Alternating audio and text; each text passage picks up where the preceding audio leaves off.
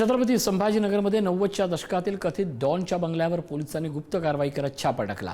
या कारवाईत मोठ्या प्रमाणात रोकड, 21 लाखाचे सोन्या चांदीचे दागिने आणि काही शस्त्र आढळल्याची माहिती समोर आली।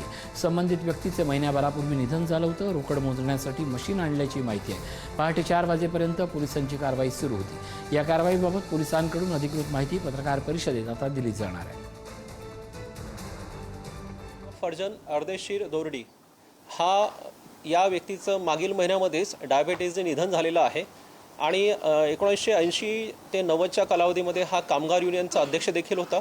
याच्यावर गुन्हे देखील दाखल झालेले आहेत। गोपनीय माहिती मिळालेली होती की याच्यामध्ये बेहिशेबी मालमत्ता तर आहेच, परंतु शस्त्र देखील आहे आणि त्याच्यावर ऑलरेडी गुन्हे दाखल असल्यामुळे ही कारवाई अतिशय गोपनीयरित्या करण्यात आली।